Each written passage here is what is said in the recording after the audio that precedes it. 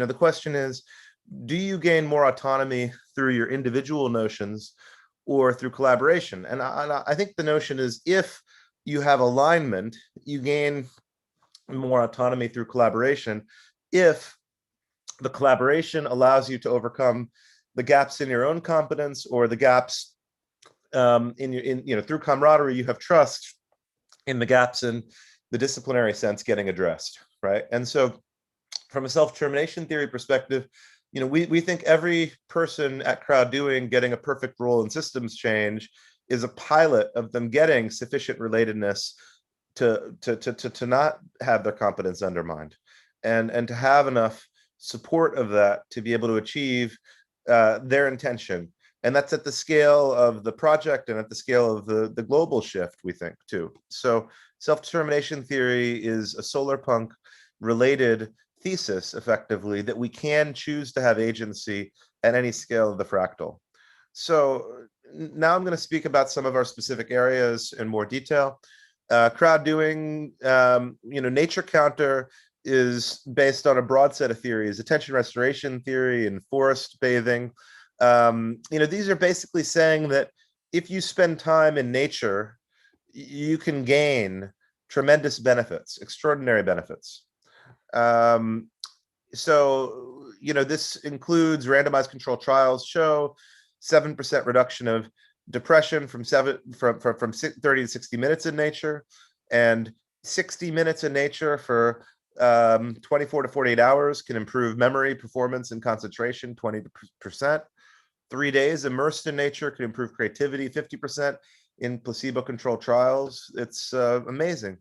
And likewise, we've studied ancient and modern clinical trial evidence for, we've partnered with the Johns Hopkins Medical School Pro Bono Club at the graduate school there, and collaborated on foods and herbs for stress and anxiety along with our Crowd Doing volunteers. And we've seen that you can have reductions in stress by 15 to 58%, depression by 10 to 22%, and error rates by 29 to 35%, and productivity by 20%, from examples like ashwagandha, gotu kola, chamomile, holy basil, and rhodiola. And of course, adaptogens have a history that is a fascinating global history of that. Ikigai, another ancient knowledge. What is the overlap between what the world needs of you to be doing, what you love doing, what you're exceptional at doing, what's most rewarding for you to be doing? That's the perfect role. That's what we work on at Crowd Doing. We want every person to get the perfect role in systems change throughout their life, right? That's so what are we doing? We're unleashing the latent potential of propinquity, relevant nearness of life. So people could be a Solarpunk today because it's not dependent upon things that are in the far future. Solarpunk is imminent, and it gives us access to a next 100 years of benefit. But that's because we think that democratizing nature dose and food as medicine and lifelong professional development. Now, service learning is important because people get if they can achieve their learning goals while achieving an impact goal, then that's service learning. If they lose no efficiency, they lose no efficiency in the context of service learning, because that's the definition of service learning. If you really have the proper kind of service learning, you're saying you're gaining efficiency of learning and you're changing the world in some positive or meaningful way to you. So that's powerful. And then attention restoration theory is on the nature dose, and self-determination theory is what they experience when their camaraderie among interdisciplinary cooperation addresses a global challenge, right? So, this is amazing things are possible interdisciplinarily. Fermat's last theorem, is one of many interdisciplinary examples where no one human on earth could validate. And likewise, social enterprise challenges, we need to prevent hoarding of them so that we have interdisciplinary cooperation at the scale of them. And this is another type of example in the circular economy, reuse. This is taking waste to energy, and they created a ski slope while doing it. So function stacking is another systems change strategy that is important. It's basically the same meta principle that service learning is an instantiation of, you could say. And Jay Spriggett is a solarpunk theorist for this, and he identified that there is a strategic narrative in choosing to embrace a solarpunk frame. And this is aligning that we have many more wishes in the mission statements of organizations than we find feasible, but there's many underutilized capacities in the world that are not connected to solving our problems. Most of the problems are solved in groups of people that are too small to actually solve them at the scope of their interdisciplinary complexity that we would ideally solve them. So we are looking at this as a way to say each person has a part of the global potential of addressing these challenges, and we want, at Crowd Doing, we've been working on getting each person to define those roles. We did the impact potential report at Crowd Doing for the first mini IPO on NASDAQ Reg A+, Arcimoto's impact assessment. We think impact capital for social impact futures is important. And, so someone might wish, people get, what if 1 billion people got the benefits of wealth in terms of the mental health benefits? But while that would be important, solarpunks might say, well, it turns out that you get just as much of a mental health benefit from getting time in nature, time in the park, time in the forest, right? And that's amazing, because you can access that around the world in cold or warm weather. It turns out to be equally effective. Nature dose can help recuperate your focus and improve your cognitive performance and reduce your cortisol and improve your mood and reduce depression. And this is because people spend less than 5% of their waking hours in nature, right? And the joy of engaging in nature is that it can lower stress and improve self-esteem and improve camaraderie and improve working memory.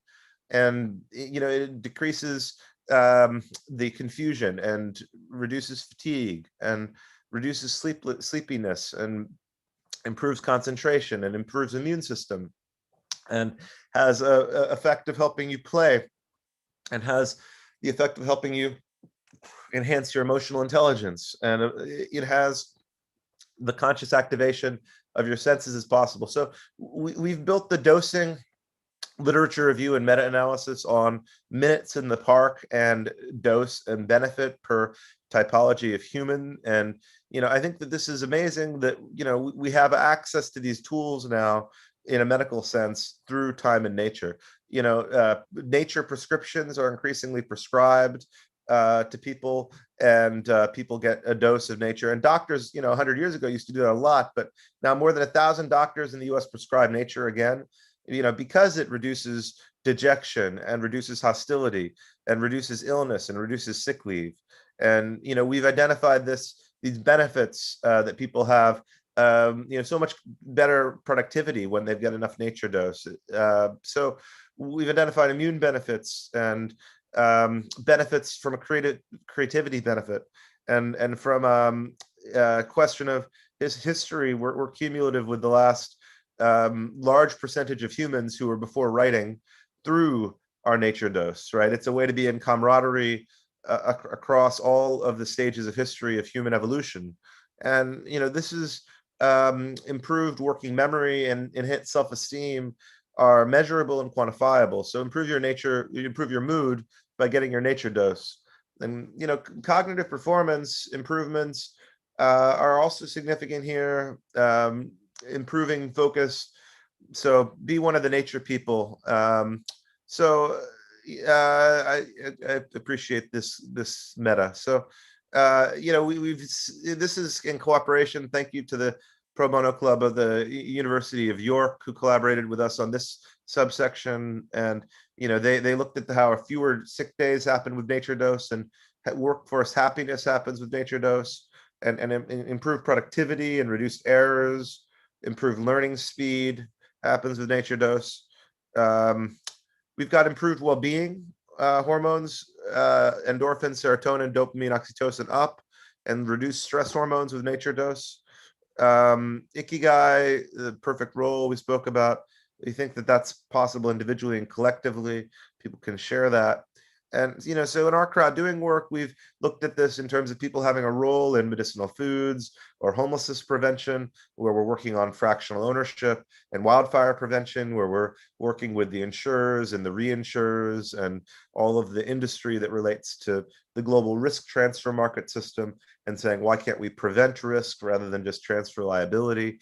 And that's another kind of systems change tactic. So at crowd doing, we've built a portfolio of Solarpunk compatible systems change integrated social innovation predicated initiatives. And in homelessness prevention, we've created different roles, and the same with medicinal foods, we've created different roles.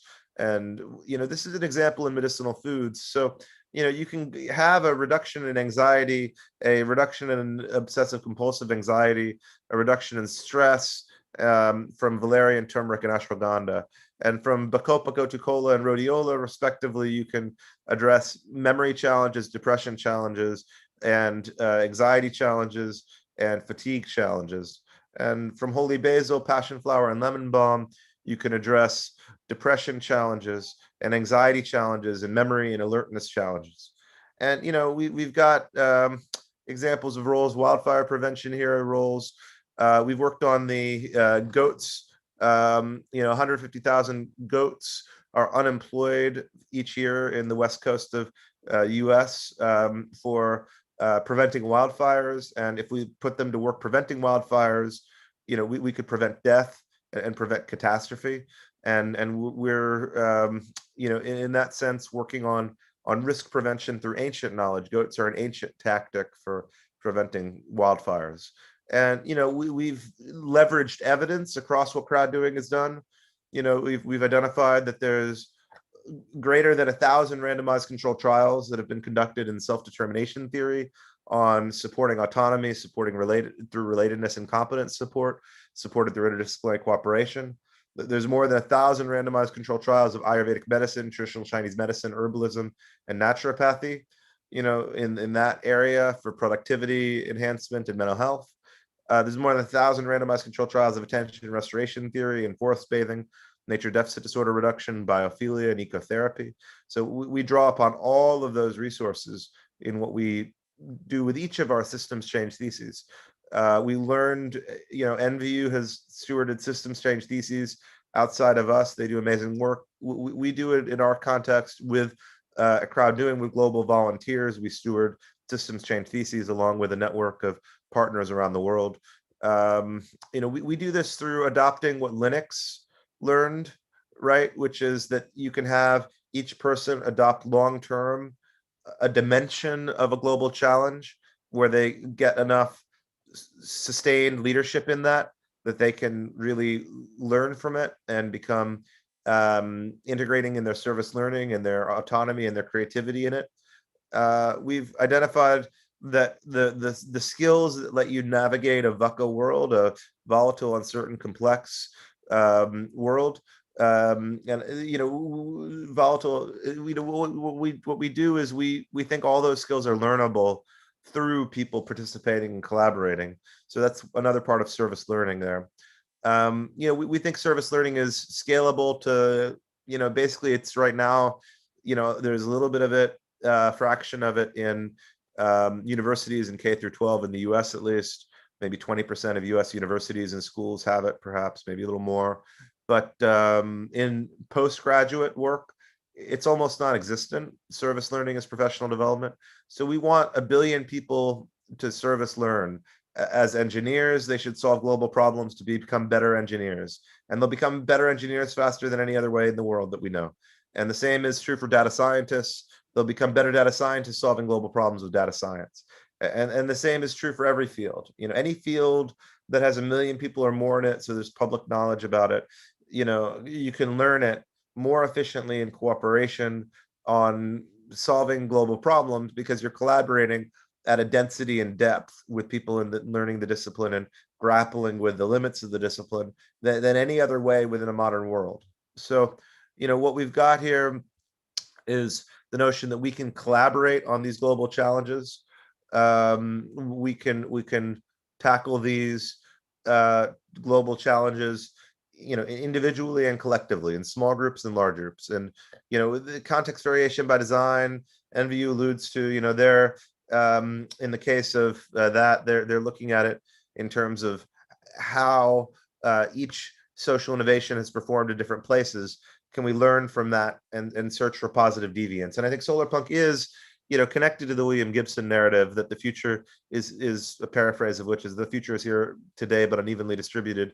And Solarpunk is a search for positive deviance. And Solarpunk is aiming to be a learning system, like a networked improvement community is aiming to have collective agency through the social innovators within that community, learning from each other and changing the way they adjust each social innovation given the dimensions of that. So in summary of this, and I can speak to more of these threads in a bit more depth as needed, but be one of the nature people.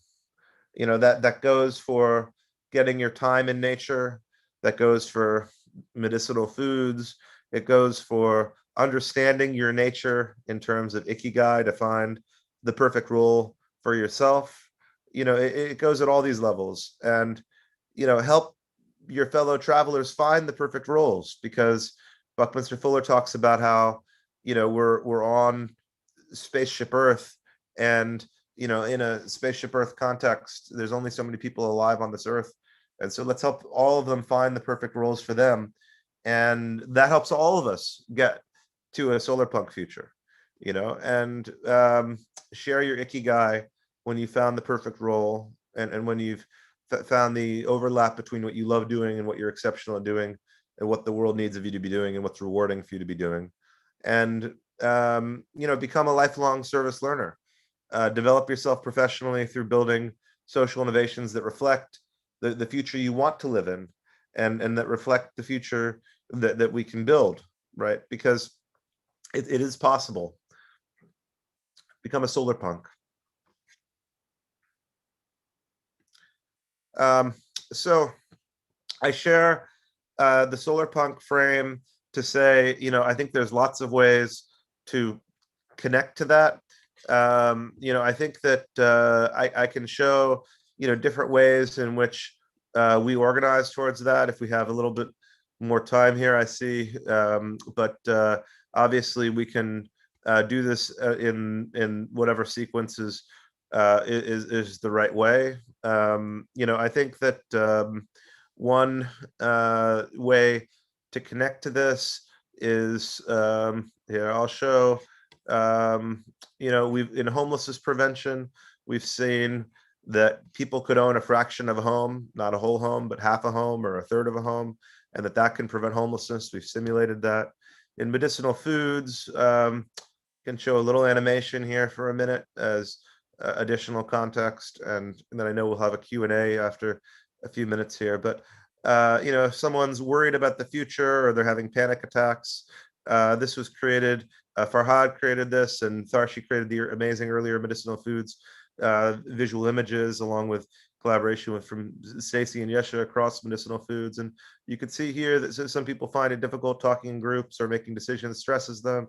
And if so, maybe they're dealing with anxiety, and how do they reduce their anxiety? Well, they could do so this way, or that's on the sleep side. But same things for each of these kind of the narratives. Basically people, this is just a prototype, but social anxiety context. But I mean, effectively, for each person, from a functional medicine perspective, there's tools that would help them have agency, right? And so from a Solarpunk perspective, the idea is that, functional medicine is when you integrate systems thinking and self-determination theory and autonomy. And so Solarpunk is saying any of the fields that exist, what is the interdisciplinary taming of that field that allows that field to be tools in the same sense of functional medicine? So Solarpunk is saying, yes, it's great that 1,000 theorists and 1,000 clinicians have done 1,000 randomized controlled trials of nature dose and attention restoration theory and forest bathing. But it also means we need to use it ourselves every day to be a Solarpunk. And having the abstract knowledge is not the same as functionally integrating Solarpunk into your life. And the same way, if we take the medicinal foods example, You know, it's there's tinctures that exist. I mean, this is has ashwagandha in it, for example, as a tincture, and you know, the world is filled with these amazing things that have had thousands and thousands of years of history of co-development with us. You know, they are social innovations, right? Every medicinal food in the world is a social innovation, right? And so what we do in a crowd doing context is we say, what are the underutilized capacities in the world? Here, I can show a bit more theory on that because I think that would help for the sake of what y'all are interested in here. And you know, I think that the baseline idea is that systems change is something that we make feasible through every kind of leverage that we can create for ourselves, because we don't have time to get to a Solarpunk future, you know, extremely in slow motion, because then we'll be dead, right? So there's sort of a lovely thing to say, how do we get to a Solarpunk future that is inspirational and imminent? So here, I'll share this a little more here. You can see here, you know, we've identified each different type of leverage point for systems change, AI and multidisciplinary integration. And then you see each of our programs, like how do you democratize Series 82 for democratizing investment banking, or Doppelgangers United for radical collaboration, or how do you look at flood prevention through coral reefs we've worked on earlier, we researched, and how do you create sweat equity diversification compared to any kind of venture capitalists for people with sweat equity. You know, we've looked at each of these initiatives from what are the leverage types, and then we've identified each leverage type by category. You know, and Linux is an example of service learning, and Grameen is an example of liquidity fungibility, and Mondragon is an example of in-kind funding, right? You know, there's a global example set that is marvelous, right? So what we're doing is not saying that we are the inventors of all leverage, and the Solarpunks are saying, you know, like the industrial ecologist said, a landfill does not exist. It is a trillion drawers, each with another resource that has another moment in the future of the world to be leveraged. You know, in that world, you know, Solarpunk is the reuse of all the fields and all the disciplines in support of our collective agency, right? And individual agency. So Solarpunk is saying every fractal of agency is where we can discover capability if there's underutilized capacity in reality for us to have a marvelous effect. And, you know, in the case of going to the park, you know, this is 19th century infrastructure in many old cities, right? You know, in the 19th century, it was the doctors who got the parks to get created because they gave people prescriptions to go to the park and get a nature dose, you know, and now we've lost that history. So I think Solarpunk is about reclaiming any kind of narrative that is a past narrative that reflects a future that is extraordinary and immediately achievable and accessible and just from a self-determination theory perspective that you can have agency for it. And I think from a systems thinking perspective, Solarpunk is democratizing, like functional medicine is democratizing systems thinking and user-centered design. Solarpunk is democratizing systems thinking for any kind of design. And it's saying you can design your family context to be Solarpunk, or your community, the world can become more Solarpunk. So I know I'd said I'd allow time for discussion. Let me allow translator to catch up, and I'll take a 1-minute break, and I'll be back for discussion Q&A.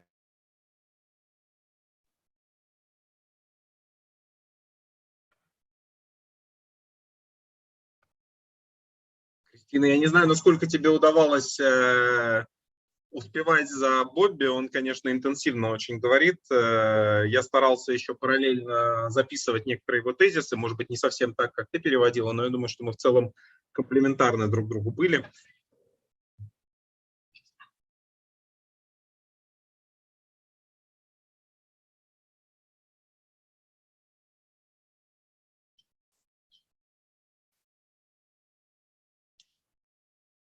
У нас есть поднятая рука, у нас есть вопрос, перед этим еще поступивший мне в личку написал тоже. Я его тогда предлагаю озвучить, а потом Игорь, и потом еще можно, коллеги, писать другие вопросы, которые у вас будут. Хорошо? Или писать, или поднимать руку. Bobby, we have a few questions. Terrific. And all right, maybe I'll start with a question that I have. So using my right as a moderator, overruling. But maybe that will help other people synthesize what you just said. So on one hand, this picture looks very inspirational, but on the other hand, to me, it looks really eclectic. Do you think there's like a unifying, but I can see that there is one unifying topic or theme that you highlighted, which is like nature complementarity, so to say, or nature connection, which probably is like the driving force, which can distinguish Solarpunk from other, let's say, visions of the future. Is that like the key thing, or? Not the only, no. I think that equally important is neurodiversity outperformance, interdisciplinary outperformance. So the long tail of so we could fields say being not inclusivity. minimally included, but being extraordinarily included. It's saying that if you just simply have an individual using their skill, they're, rotely included, maybe it's okay, but it's not great. When we meet a volunteer at Crowd Doing, we say, what would be the perfect role for you? And can we design that with you? And can we have people learn how to do that throughout their life in every other context where they need to design roles the way Linux has people design roles? So it's a different level of autonomy as a framework for the future. It's a different level of neurodiversity, disciplinary diversity. It is nature cooperation. You're correct about that. I do not disagree with that at all. But it is also about these other aspects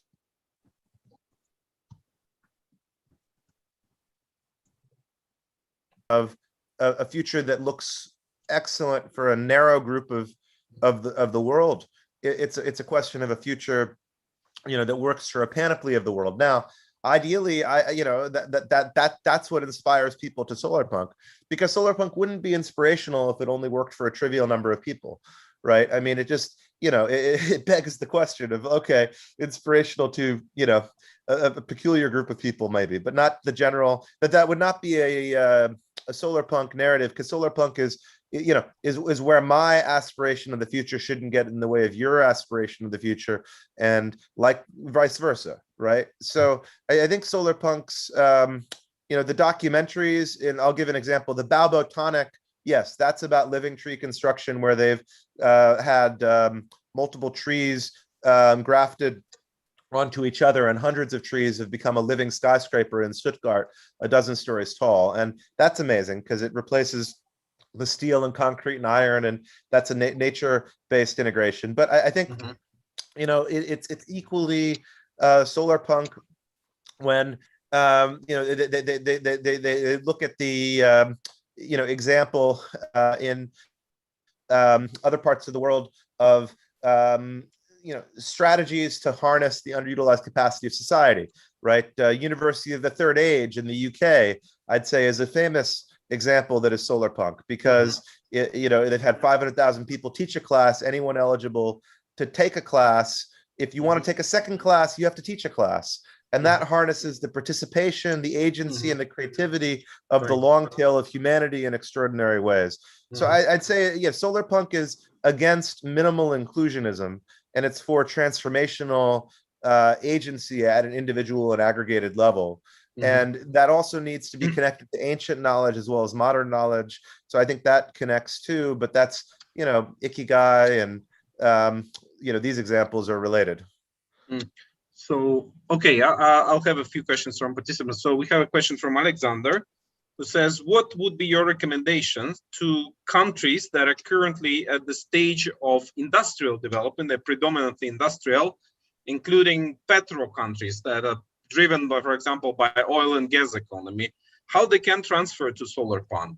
What is the possibility of changing the government, the policies, the economy model without a severe loss of income and opportunities for the people in the present? How can we harmonically shift to a sustainable development and towards Solarpunk? Well, look, I think that every country that exists with one type of natural resource also has other types of regenerative opportunity.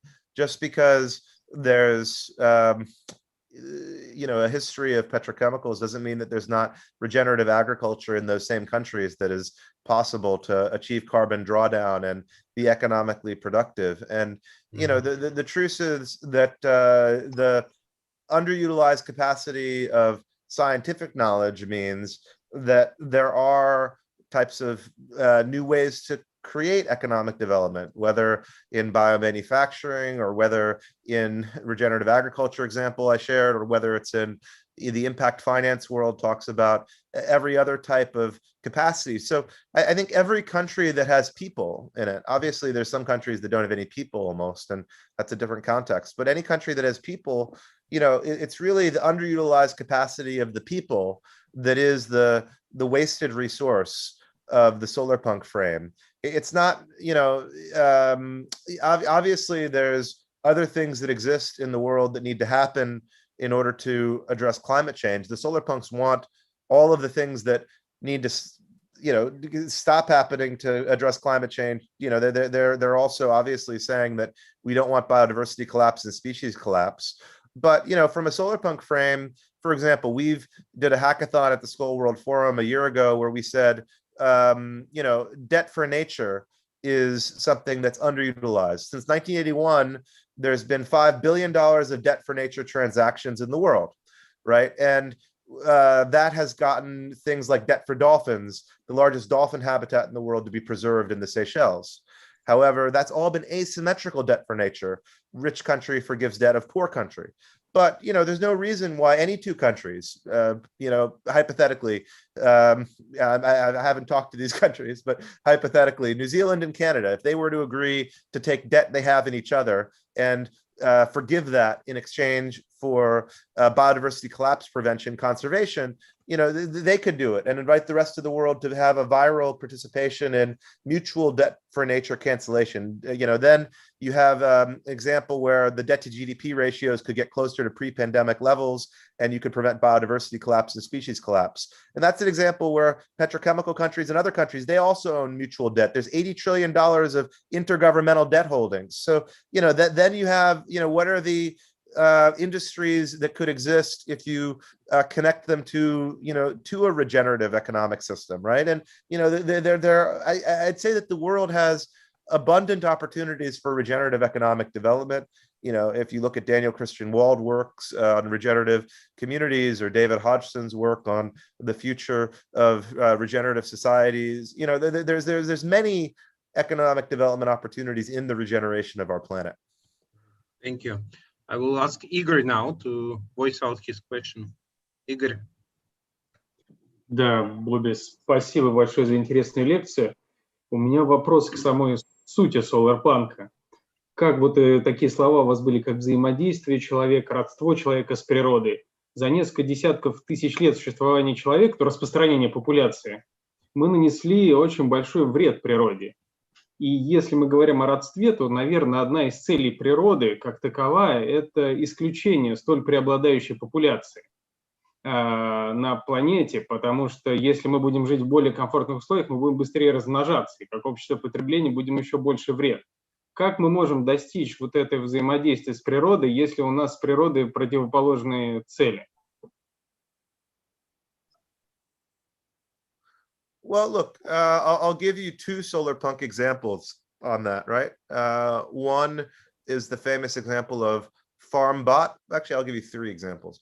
FarmBot is an example where they've built a robot 12-foot by 8-foot size outside that has been demonstrated, and they've done pilots hundreds of times, maybe even thousands of times at this point, we'd have to check, but where they've actually grown all the food one person needs for a year in this mini automated farm. Right. So, I think the Solarpunk frame is that there's, there are better ways of creating abundance of food than we have existed historically with modern technology to a certain extent. Likewise, we studied vertical gardens in hospitals and found that you could prevent 500 deaths per hospital from medical mistake reduction, opioid addiction reduction, et cetera, through vertical gardens in the hospitals. And those can also be ways of growing food in cities too. So I think that if you get to botanical garden density of plants in a city, you can prevent all the air pollution deaths in a city, we found in studies of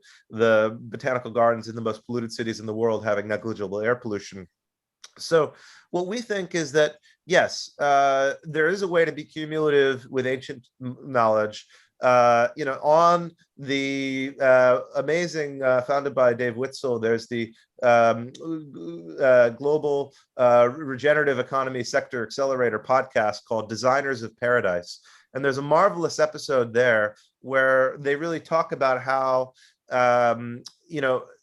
over the last 100,000 years, humans got the medicinal foods to be 20 or 30 or 40 times more frequent in the rainforests as you would have expected statistically, were it not for human intervention and human cultivation. So in other words, we have the benefits of 100,000 years of working towards medicinal foods availability that we should, not forsake.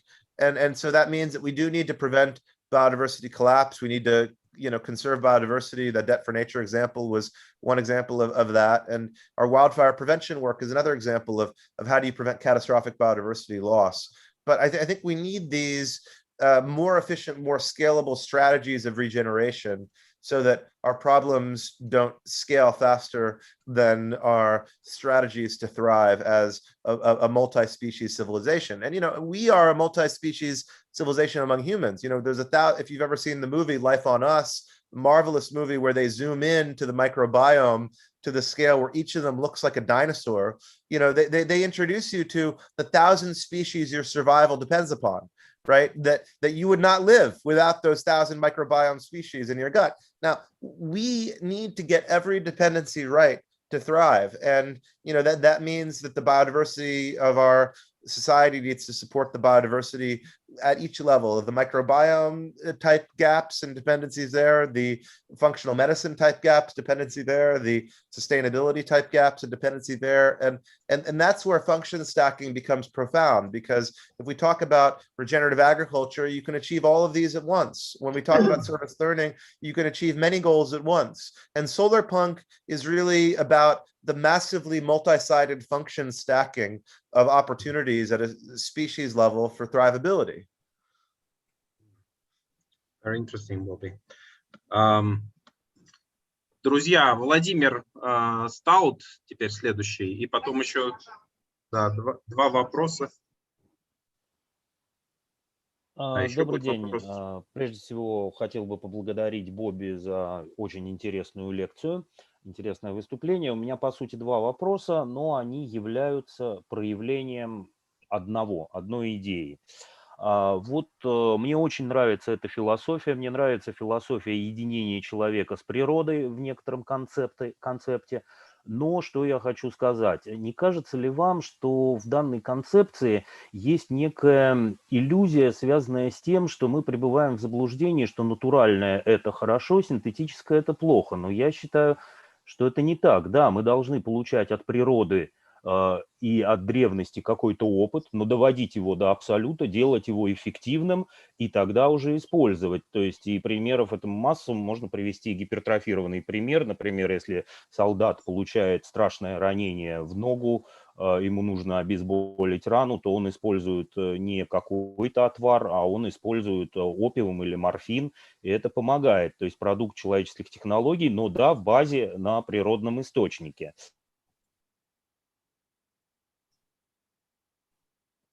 Yeah, so look, we're not against modern medicines. As I mentioned, we collaborated with the Johns Hopkins Medical School Pro Bono Club at the Graduate School of Johns Hopkins. That the students there are, at the top medical school in the world. The doctoral students collaborating with us. Actually, I'm speaking to they joined our advisory as volunteers later today. I'm catching up with them. I mean, we are oriented towards saying, for stress and anxiety examples, what we have is 100 years in which there's been a subsidy that has distorted the science, right? So for the subsidy is saying that you get a patent if you invent a drug, but if you talk about an herbal medicine, there are no intellectual property rights to subsidize the randomized controlled trials.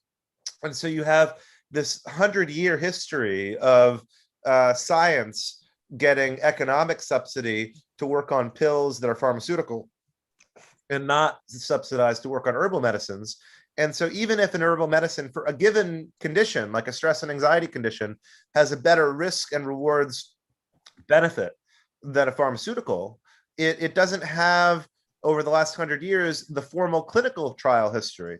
Now, you know, we've been able to see that there's millions of reviews out there, and we can see with natural language processing from consumer behavior that some of them attribute that this ashwagandha was effective for them. And we've been working on that with hundreds of data scientists, colleagues, to try to say, okay, look, there is the same kind of data that pharmaceutical companies use in stage 4 clinical trials that exist.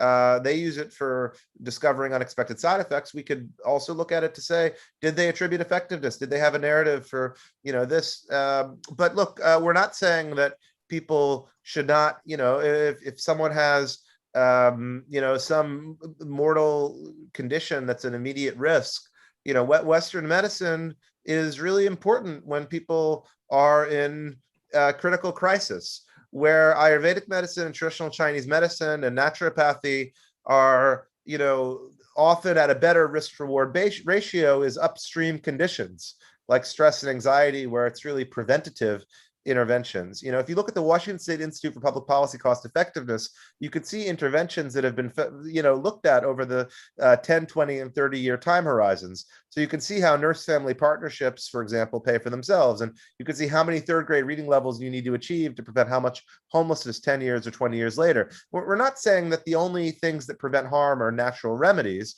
We're saying everything that prevents catastrophe is worth considering the embrace of.